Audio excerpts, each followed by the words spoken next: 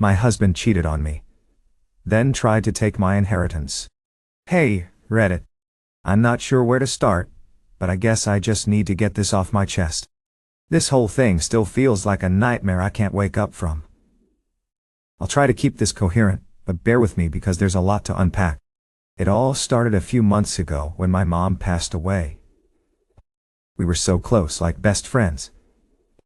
I still can't believe she's gone. She had been sick for a while, but it didn't make losing her any easier. I've been devastated, barely able to function some days. I feel like I'm floating through life without her. After her death, I found out she had left me a significant inheritance. I had no idea she even had that kind of money. Growing up, we lived a pretty modest life, so I never thought she had much saved. Turns out, she was quietly investing and saving, probably for me, knowing how selfless she was. It wasn't just a small amount either. We're talking life-changing money. Enough to completely alter my future. At the time, I didn't care about the money. All I wanted was to have my mom back.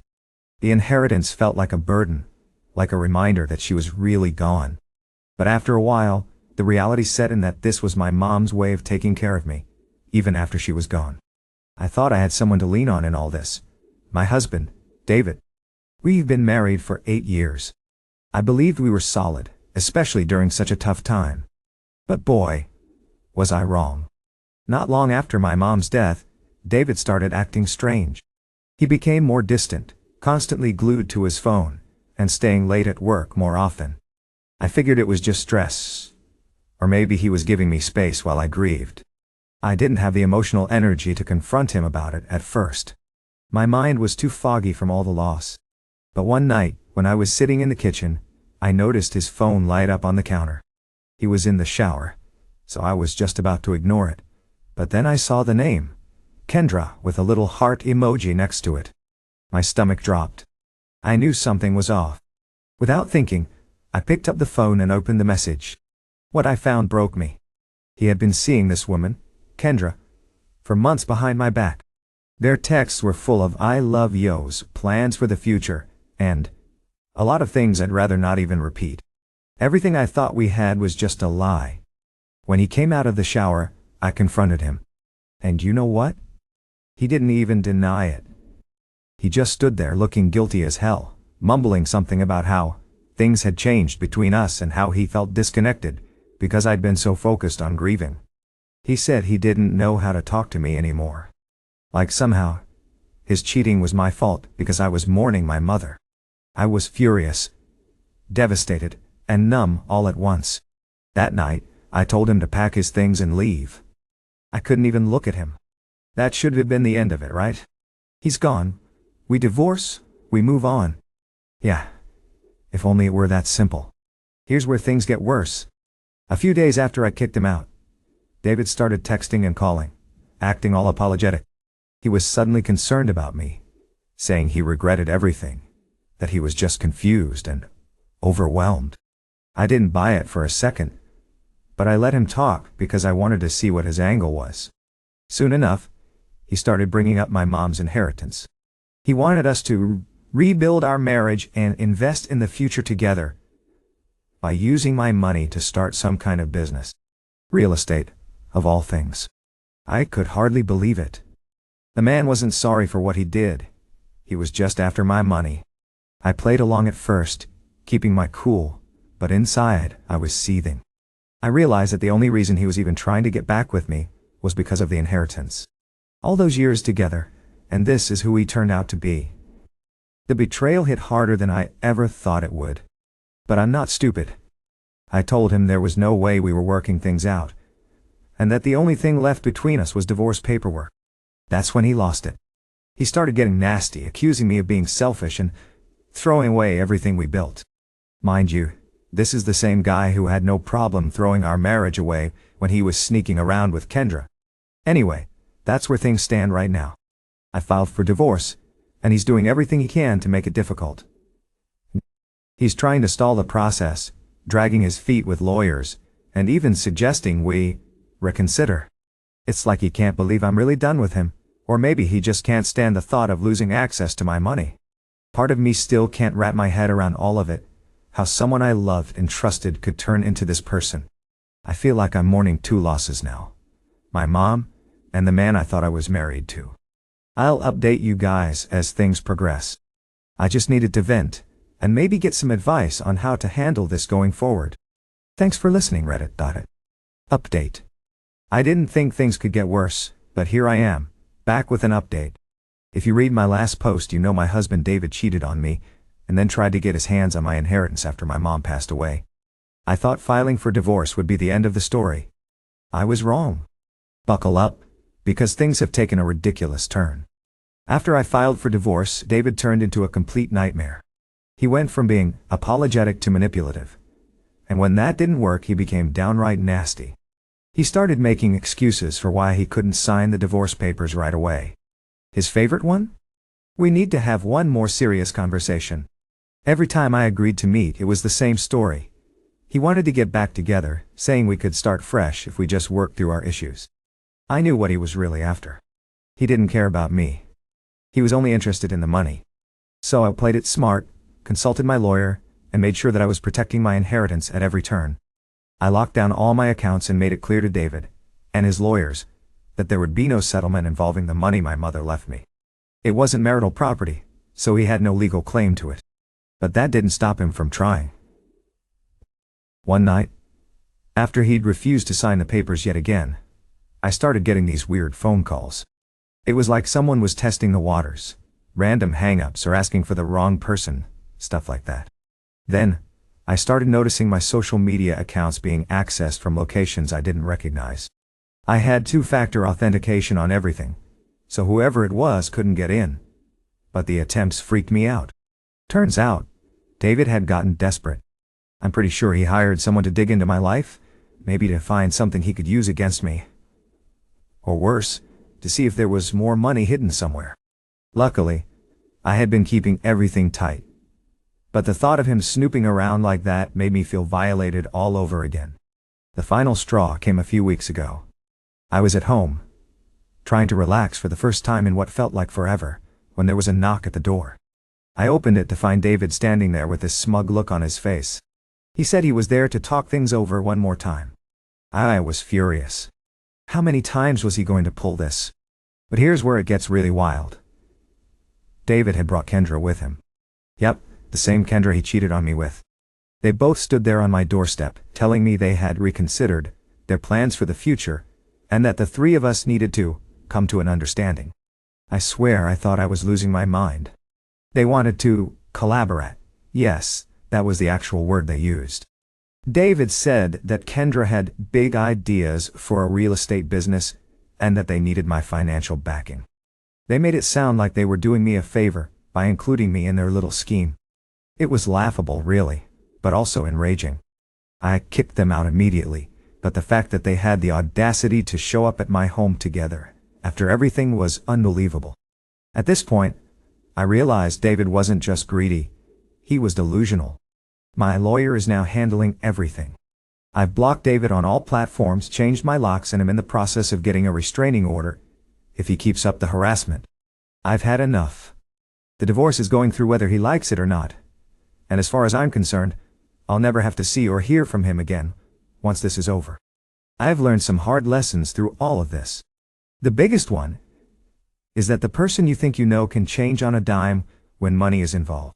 David wasn't always this way, or maybe he was, and I just didn't see it.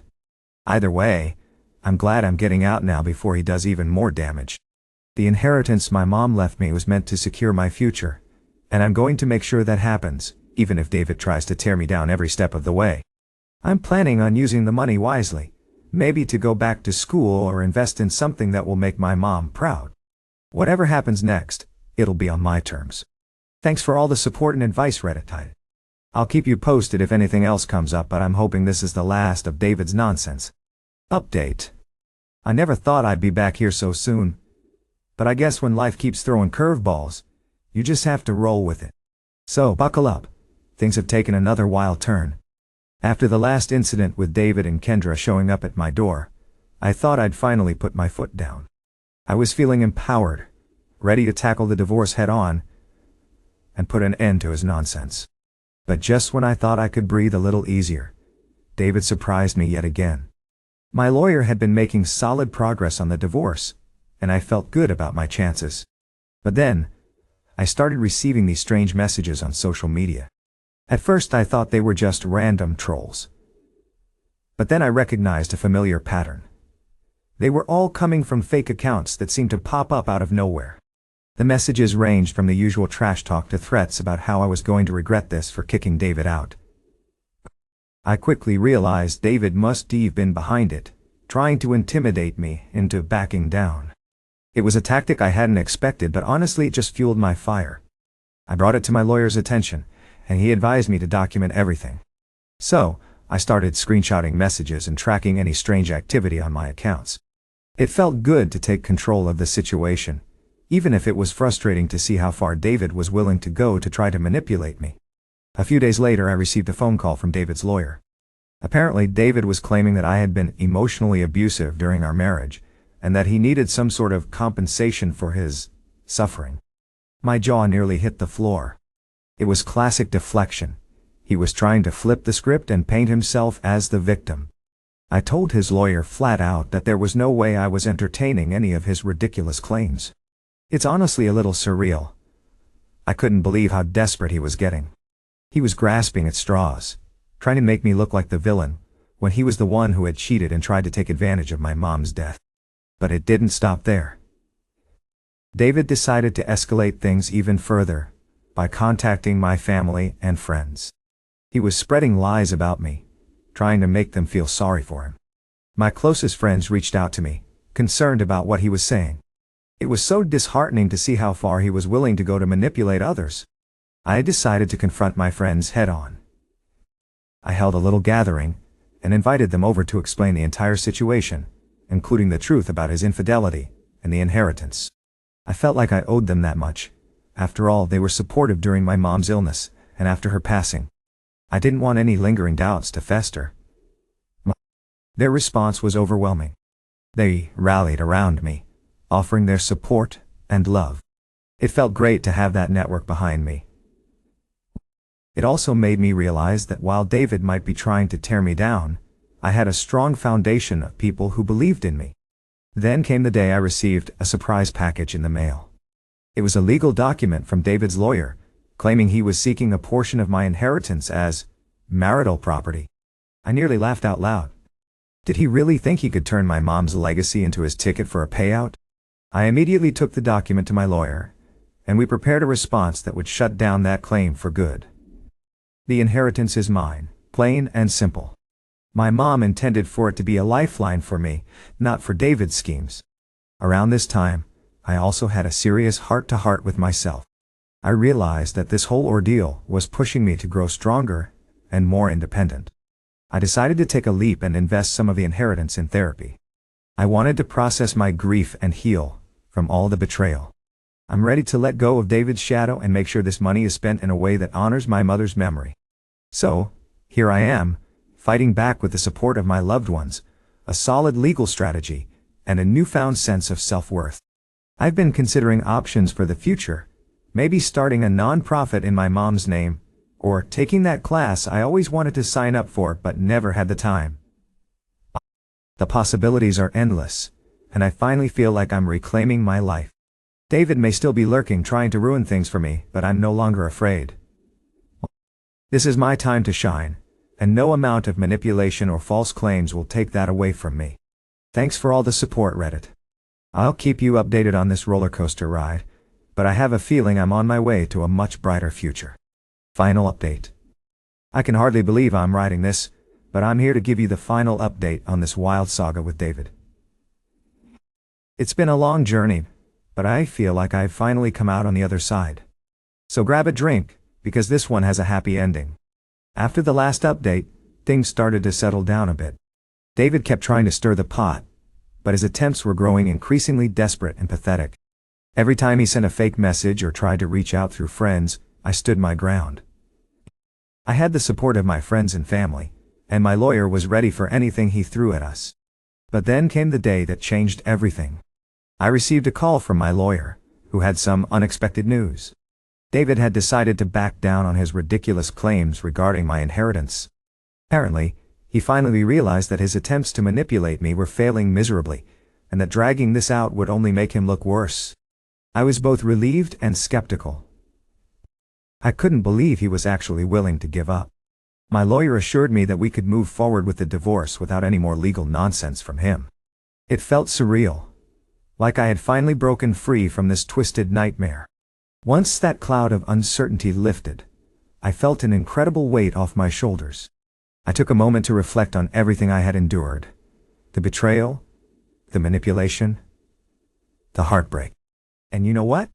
I realized how strong I had become through all of this.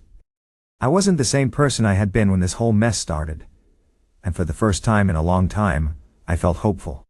With my inheritance safe and my divorce moving forward, I decided to take some time to honor my mom's memory. I organized a small gathering with friends and family to celebrate her life and everything she meant to me. We shared stories, laughter, and even a few tears. It felt like a closure I desperately needed. I also took that leap I had been contemplating, investing in myself. I enrolled in a few courses that I'd always wanted to take, including some on financial management and personal development. I want to ensure that I use my inheritance wisely and build a future that would make my mom proud. The lessons I'm learning are not just about money. They're about resilience, self-worth, and the importance of surrounding yourself with good people. As for David, he's still lurking in the background, but I've made peace with that. I received his final response to the divorce papers through his lawyer, and I can confidently say I'm done with him. I've moved on emotionally, and the thought of him no longer has any power over me. It feels liberating. I'm excited for what's to come. I've started looking into volunteer opportunities and considering launching that nonprofit in my mom's name. It's a way for me to give back and channel my experiences into something positive. So, this is it, Reddit. The conclusion to this chapter of my life. Thank you all for your support, advice, and encouragement throughout this journey. It truly helped me navigate the darkest times. If you're ever in a tough situation like mine, remember that you're stronger than you think, and that you deserve happiness.